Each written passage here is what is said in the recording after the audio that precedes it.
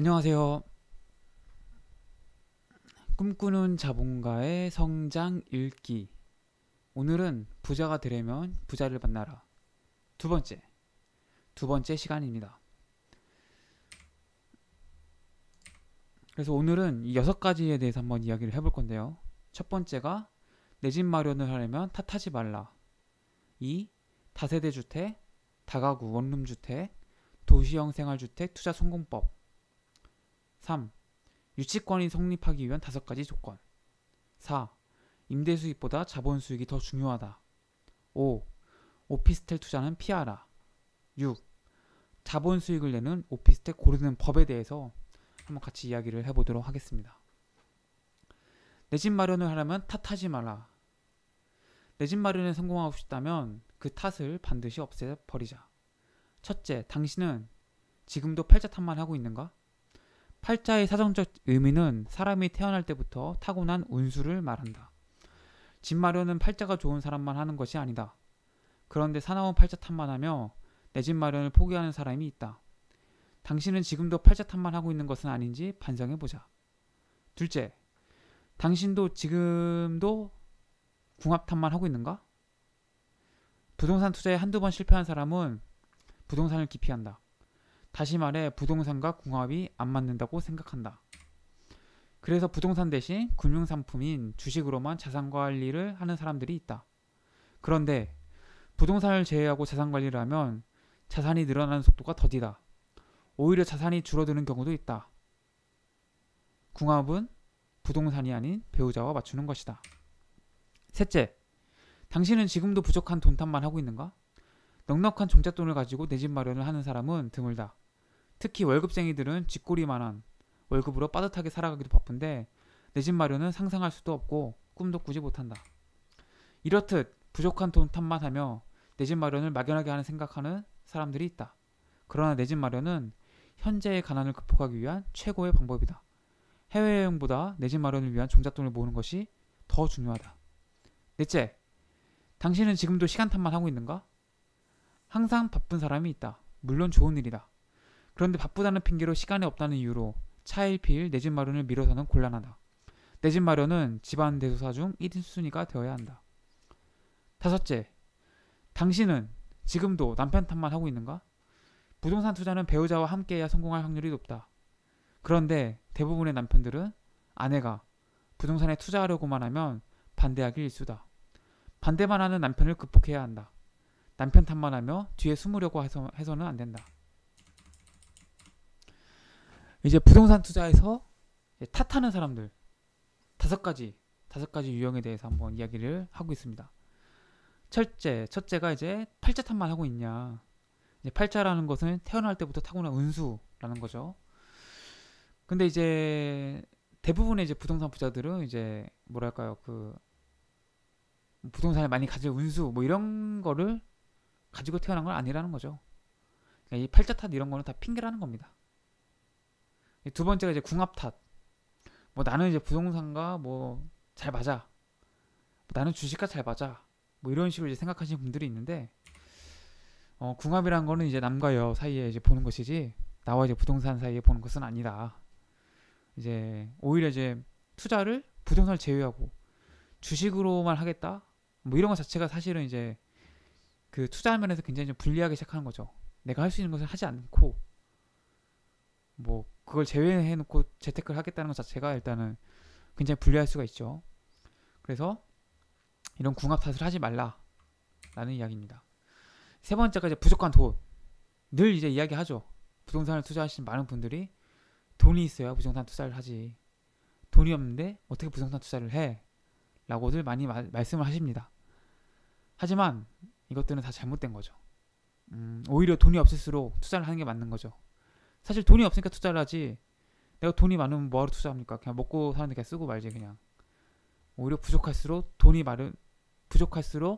오히려 부동산 투자를 비롯한 투자 같은 거에 더 신경을 많이 쓰고 더 많이 해야 됩니다.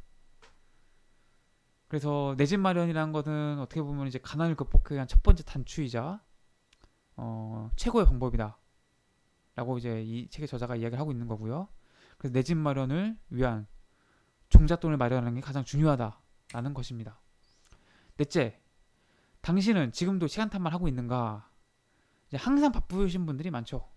항상. 그래서 뭐 부동산을 돌아다닐 시간은 없는데 어디 놀러 갈 시간은 있고, 뭐 낚시하러 갈 시간은 있고, 뭐 골프 치러 갈 시간은 있고, 부동산에 갈 시간은 없고, 이게 다 이래서는 안 된다는 겁니다. 부동산에 투자를 하시려고 생각하신다면 모든 다른 일보다도 먼저 부동산을 1순위로 두셔야지 올바른 투자, 성공한 투자를 할 수 있는 것이지, 뭐 이것저것 다 할 거 다 하고 친구 만날 거 다 만나고 그래도 시간이 남으면 이제 부동산 알아봐야지 라고 하시면 좋은 물건을 만나실 가능성도 없고 굉장히 어려워지는 거죠. 다섯째, 당신은 지금도 남편 탓만 하고 있는가? 부동산 투자는 배우자와 함께해야 성공할 확률이 높다. 그런데 대부분의 남편들은 아내가 부동산에 투자하려고만 하면 반대하기 일쑤다. 그러니까 이제 이러신 분들이 굉장히 많습니다. 제 주위에도 많고요. 뭐 남편이 뭐 같이 가줘야 뭐 하지, 아내가 뭐 따라줘야 하지. 다 핑계죠, 핑계. 다 남편이 안 하면 본인이 더 열심히 해야 되는 거고, 아내가 같이 안 가면 내가 더 두 번, 세 번 열심히 더 다녀야죠. 아내가 안 하는 것만큼, 남편이 안 하는 것만큼. 그러니까 본인도 괜히 하기 싫으니까 남편이 안 해서 못 한다, 아내가 못해서 안 한다, 뭐 이런 식으로 본인이 핑계를 대는 겁니다. 지금 남편이 안 하고 아내가 안 하면, 배우자가 안 하면 본인이 더 두 배 열심히 해야죠. 같이 뭐 망할 겁니까? 남편이 안 하고 아내가 안 하면은 나라도 열심히 해서 우리 가정을 먹여 살리고 우리 가정을 이렇게 세워야지. 남편이 안 하니까, 아내가 안 하니까 안 해야지. 이 생각은 진짜 잘못된 생각입니다. 다세대, 다가구, 도시형 주택 투자 성공법 5가지. 첫째, 자본 수익을 목표로 하는 기대 수익을 정하라. 둘째, 기대 수익이 목표에 도달하였다고 하면 과감하게 처분하라. 셋째, 반드시 급매 또는 경매로 투자하라. 넷째, 신축된 지 10년 이내의 건물에 투자하라. 다섯째, 전월세 수요가 풍부하고 교통, 지하철 환경이 우수한 지역에 투자하라. 그래서 이 다세대 다가구 도시형 주택에 성공하려면 5가지를 기억합니다. 5가지.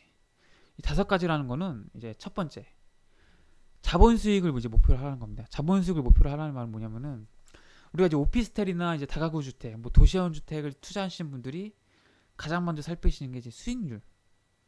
뭐 내가 여기에 얼마를 투자하면은 매달 얼마씩 받을 수 있는지, 이 수익률을 이제 가장 제일 먼저 살펴보시는데요. 이거를 이제 목표로 하지 말라는 거죠. 이게 아니라 내가 이제 팔 때, 내가 다세대 다가구 도시형 주택을 팔 때 얼마나 이제 차익을 기대할 수 있는지, 이것을 이제 보라는 말입니다. 둘째는 기대 수익이 목표에 도달하였다면 과감하게 처분하라는 겁니다. 내가 2억짜리 다세대 주택을 샀는데 2억 5천에 팔아야겠다라고 생각을 하시면 2억 5천만 원에 도달하는 순간 과감하게 팔으라고 이야기하고 있는 겁니다. 셋째, 반드시 급매 또는 경매로 투자하라. 뭐 이제 급매나 경매가 아무래도 싸게 물건을 살 수 있는 뭔가 기회이기 때문에 급매나 경매로 이제 이런 다세대나 다가구나 도시형 주택을 이제 사라는 이야기입니다. 넷째, 신축된 지 10년 이내의 건물에 투자하라. 이제 보통 이제 수익형 부동산을 생각하시는 분들이 명심해야 될 부분입니다. 10년 안에 있는 건물에 투자해서 아무리 늦어도 15년 차가 넘으시면 안 됩니다. 15년 차 이전에 파신다고 생각하셔야지, 나중에 이제 15년 차, 20년 차가 되시면은 손볼 곳이 많아집니다. 그래서 손볼 곳이 많아지기 때문에 가급적이면 이제 신축 건물에 투자하시는 게 좋고, 그게 꼭 아니어도 이제 10년 이내에 된 물건들을 투자하셔서 5년이나 10년 정도 가지고 가셔서 처분하시는 것이 가장 좋습니다. 다섯째, 전월세 수요가 풍부하고 교통 환경이 우수한 지역에 투자하라. 이 전월세가 잘 나가는 곳이 아무래도 뭐 시세 차익을 기대할 수 있는 곳인 경우가 많고요. 교통이나 지하철이 뛰어난 곳이어야지 전월세도 높게 받을 수 있죠. 그렇기 때문에 이제 전월세 수요가 풍부하고 교통 환경이 우수한 지역에 투자하라는 것입니다. 이제 유치권이 성립하기 위한 5가지 조건. 첫째, 유치권의 대상은 물건, 부동산, 동산과 유가증권이어야 한다. 둘째, 채권, 받을 돈이 유치권의 목적물, 부동산, 동산 등에 관해 생긴 것이어야 한다. 예를 들어 단순히 빌려준 돈을 못 받는다고 해서 채무자, 돈을 빌려간 사람의 부동산에 유치권을 주장하는 것은 인정되지 않는다는 이야기다. 셋째, 채권이 변제기, 돈을 갚아야 할 시기에 있어야 한다. 넷째, 유치권자가 물건, 부동산, 동산 등을 점유하고 있어야 한다. 다섯째, 유치권을 배제하는 법률 또는 계약상의 사유가 없어야 한다. 이제 유치권을 잘 살펴보셔야 되는 게 경매를 보시면은 유치권이 있느냐 없느냐가 굉장히 이제 중요합니다. 유치권이 있는데도 불구하고 가장 유치권자가 있습니다. 그러니까 유치권이 성립되지 않는데도 유치권을 주장하시는 분들이죠. 이런 것들은 이제 잘 살펴보시면 물건을 아주 싸게 살 수 있는. 왜냐면 유치권 그 돈을 줄 이유가 없기 때문에 다른 사람들이 이제 이거 유치권 때문에 골치 아프겠는데 하고 들어오지 않는다는 이야기죠. 그러면은 그만큼 물건을 싸게 살 수 있다는 겁니다. 그래서 이 유치권이 성립하기 위한 5가지 조건을 잘 따져보시는 게 중요한데, 첫 번째가 이제 물건과 관련이 됐어야 됩니다. 그러니까 내가 만약에 A라는 아파트, A라는 뭐 상가, A라는 빌라에 유치권이 많이 걸려있다 하시면은 이게 정말 이 부동산과 관련이 있는 건지, 단순히 내가 돈을 빌려줬는데 이 사람이 돈을 안 갚는다는 이유로 그 사람이 갖고 있던 부동산에 유치권을 걸어놓으면은 이거는 성립하지 않습니다. 유치권은 반드시 그 대상 물건과 관련성이 있어야 됩니다. 두 번째는 이제 그 채권이 유치권의 목적물에 관해서 생긴 거여야 합니다. 무슨 얘기냐면은 내가 만약에 A라는 아파트도 갖고 있고 이제 B라는 아파트도 있는데 B라는 상가로 칩시다. A라는 아파트와 B라는 상가가 있는데 B라는 상가를 리모델링하고 이 돈을 못 준 거예요.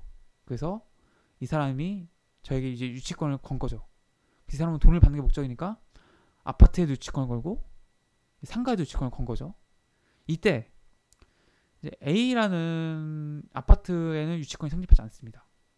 반드시 이 유치권이라는 거는 그 물건에 대한 것이어야 돼요. 같은 부동산이면 다 성립하는 게 아니라 내가 이제 상가를 리모델링 하다가 돈을 못 줘서 유치권이 걸린 거 아닙니까? 그럼 이 상가에 대해서는 유치권이 성립을 하는데 내가 갖고 있는 아파트에까지는 유치권이 성립하지 않는다.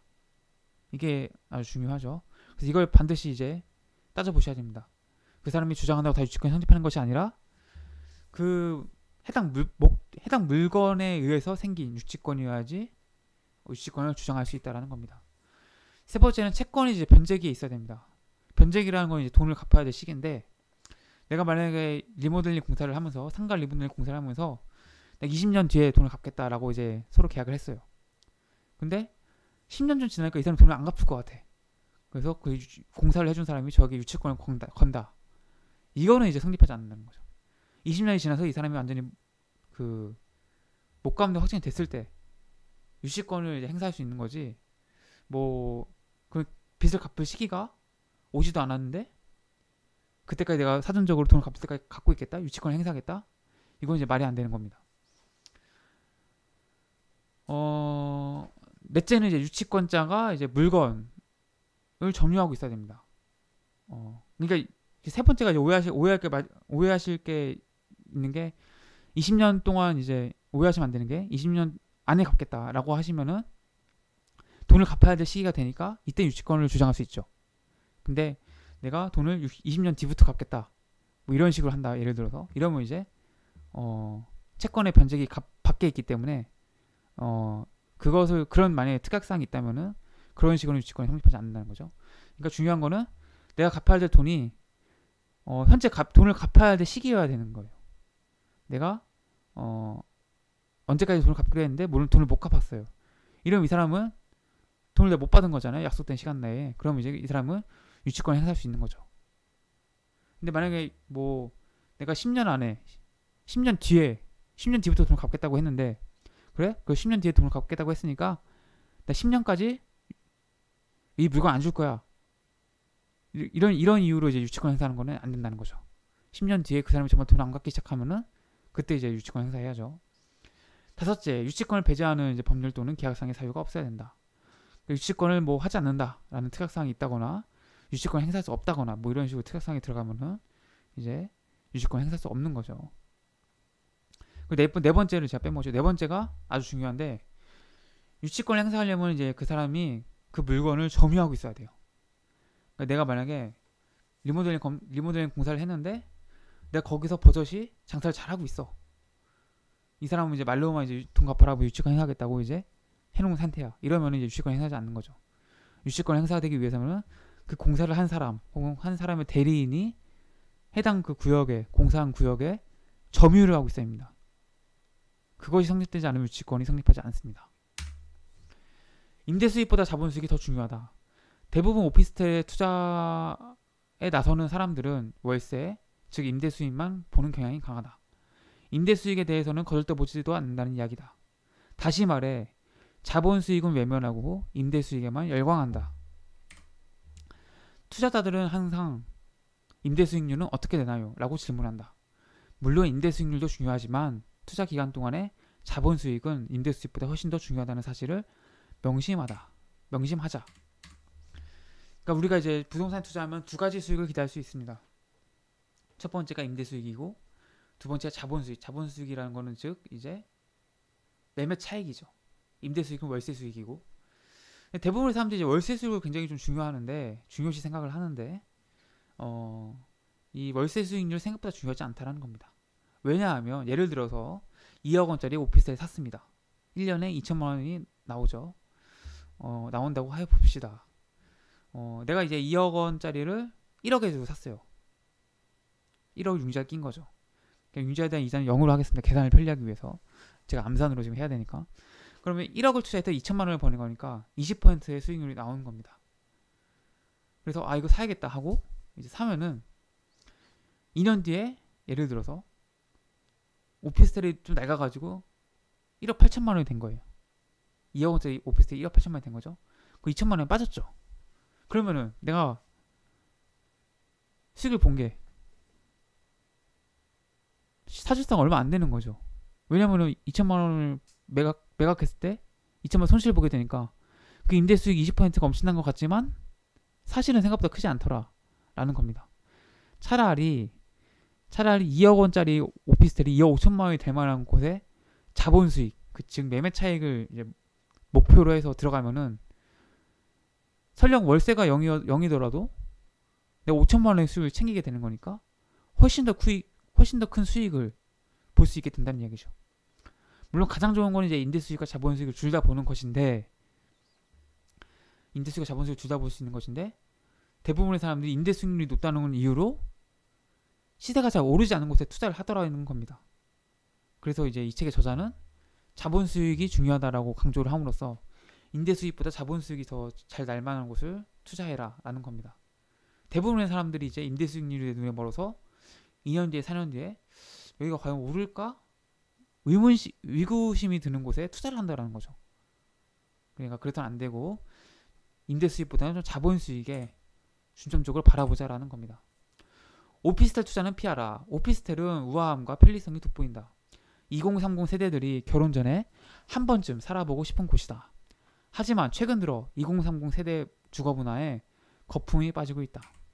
오피스텔은 아파트에 비해 대체적으로 월세와 관리비가 비싼 편이다. 여기에 같은 평형이라 해도 전용 면적도 적은 편이다. 도심의 상업지역에 자리 잡고 있어 쾌적성도 떨어진다. 특히 최근에는 오피스텔만이 가지고 있었던 커뮤니티 시설, 수영장, 골프장, 헬스, 이 아파트 단지에도 들어서면서 오피스텔만의 장점도 희석되고 있다. 더 중요한 것은 소형 아파트는 재건축에 따른 미래 가치를 담보할 수 있으나 오피스텔은 재건축에 따른 자본 수익을 기대할 수 없다는 것이다. 따라서 가급적이면 오피스텔에 투자하는 것은 피하는 것이 좋다. 그러니까 오피스텔 투자를 피해야 되는 이유가 많은 분들이 월세 때문에 오피스텔에 투자하시는 분들이 많은데, 오피스텔이 왜 투자를 하지 말아야 되냐라면, 오피스텔은 일단 같은 평형이라 하더라도 이 전용 면적이 굉장히 적습니다. 그러니까 같은 20평대 아파트랑 20평대 오피스텔을 비교를 하면은 오피스텔이 훨씬 작더라는 겁니다. 왜냐면은 전용률이 떨어집니다. 아파트에 비해서 오피스텔이 전용률이 떨어지기 때문에 전용 면적이 작게 되고, 그러다 보니까 같은 평형에 내가 샀어도 실제 누릴 수 있는 공간이 적더라는 겁니다. 또 상업시설에 이제 위치한 그 오피스텔이기 때문에 오피스텔의 그런 쾌적성이 굉장히 떨어집니다. 주거 쾌적성이. 그래서 아파트보다는 뭔가 좀 사는데도 불편함이 좀 많다. 또 이제 오피스텔만에 갖고 있었던 뭔가 좀 편의시설들이 요즘 아파트에도 많이 들어서고 있기 때문에 오피스텔의 장점이 오히려 좀 줄어들고 있다. 그리고 요즘에 또 재건축에 관심이 많으시잖아요. 오피스텔은 재건축이 거의 되지 않습니다. 왜? 그 20평대 오피스텔을 보더라도 그 깔고 앉아있는 땅, 즉 지분 면적이 굉장히 대지 지분이 굉장히 작습니다. 뭐 5평, 4평, 3평 이럴 정도로 굉장히 작기 때문에 재건축을 기대하기가 어렵습니다. 그래서 가급적이면은 오피스텔에 투자하는 것은 피하시는 게 좋다라는 겁니다. 자본 수익을 내는 오피스텔 고르는 법. 첫째, 전월세 수요가 풍부한 지역, 오피스 역세권을 선택하라. 둘째, 오피스텔 주변 지역에 경쟁 관계에 있는 소형 아파트 단지가 없는 곳을 선택하라. 셋째, 다른 임대주택들보다 경쟁력 있는 커뮤니티 시설을 갖춘 곳을 선택하라. 넷째, 오피스텔 전용 면적 비율 60%, 이 높은 곳을 선택하라. 다섯째, 오피스텔 가구 수가 300가구 이상인 많은 곳을 선택하라. 그러니까 그럼에도 불구하고 오피스텔 투자하겠다. 나는 오피스텔에 꼭 투자해야겠다. 라고 하시는 분들을 위해서 5가지 이제 기준을 제시한 겁니다. 5가지 기준. 첫 번째는 이제 그 전월세 수요가 풍부한 곳. 여기 위치한 이제 오피스텔에 투자하는 겁니다. 이 전월세 수요가 풍부한 곳은 이제 오피스 밀집 지역이나 역세권입니다. 이제 오피스 밀집 지역은 뭐 광화문, 종로, 여의도, 이제 강남 지역이 됩니다. 그래서 이들 지역에 투자를 하거나 아니면 여기 아예 붙어 있는 것들, 이런 것들에 붙어 있는 오피스텔에 투자하는 거죠. 두 번째는 이제 오피스텔 주변 지역에 경쟁 관계에 있는 소형 아파트 단지가 없는 곳. 그러니까 내가 살려는 오피스텔에 그 주변에 소형 아파트가 없는 곳이면은 그래도 오피스텔에 투자할 만하다. 왜냐하면은 소형 아파트가 없으니까 이제 오피스텔에 들어올 수밖에 없는 상황이죠.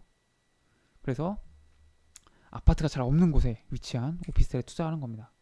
세 번째는 다른 임대주택들보다 경쟁력 있는 커뮤니티 시설을 갖춘 곳을 선택하라. 그러니까 다른 오피스텔 혹은 다른 아파트에 없는 커뮤니티 시설이 있는 그 오피스텔만 갖고 있는 커뮤니티 시설이 있는 곳에 투자를 하면은 그래도 상대적으로 임대차를 놓기가 수월하다는 거죠. 그러니까 경쟁력 있는 커뮤니티 시설이 있는지 없는지 따져보라는 거고, 네 번째는 이제 오피스텔 전용 면적 비율이 60% 이상인 곳. 예를 들어서 20평짜리 오피스텔인데 실제 전용 면적이 12평 이상인 곳을 투자하라는 겁니다. 그래서 전용 면적 비율을 반드시 따져봐라. 전용 면적 비율이 60% 이상인 곳을 반드시 찾아서 반드시 투자하라는 겁니다. 다섯째, 오피스텔 가구 수가 300가구 이상인 곳. 오피스텔 가구 수가 300가구 이상인 곳을 선택하라. 300 어느 정도 규모가 좀 돼야지 커뮤니티 시설 이런 것도 좀 들어서고요. 그리고 또 300가구가 정도 있어야지 아무래도 좀 나중에 뭐 임대 놓기도 좀 수월하고 그렇습니다. 뭐 너무 적은 가구면은 이제 그것을 전용으로 놓는 이제 중개사무소도 찾기가 힘들고 여러 가지 좀 편의 시설이라든지 커뮤니티 시설도 떨어지게 됩니다. 그래서 가구 수가 300가구 이상인 곳을 투자한 것이 좋다. 그래서 이 5가지 기준에 맞춰서 오피스텔 투자를 하시면은 그래도 자본에 대한 수익, 즉 매매 차익을 좀 기대해 볼 수 있다라는 겁니다. 부자가 되려면 부자를 만나라. 두 번째 시간을 이렇게 이제 마치도록 하고요. 꿈꾸는 자본가의 성장을 이끄는 경제적 자유, 자기개발, 성장에 대한 모든 것을 다루고 있습니다. 월화수목금토일 매일매일 새로운 영상이 업데이트되고 있고요. 이러한 영상에 관심 있으신 분이라면 성장 읽기를 구독해 주시고 좋아요와 댓글을 달아주시면 저에게도 정말 큰 힘이 됩니다. 오늘은 이제 부자가 되려면 부자를 만나라 두 번째 시간이었고요. 다음 시간에도 이제 부자가 되려면 부자를 만나라 라는 책을 가지고 함께 성공적인 부동산 투자법에 대해서 알아보도록 하겠습니다. 네, 여기까지 들어주셔서 너무나 감사하고요. 저는 내일 뵙도록 하겠습니다. 어제보다 더 나은 오늘, 오늘보다 더 멋진 내일 1일 1성장을 간절히 바라겠습니다. 그럼 내일 뵙겠습니다. 안녕.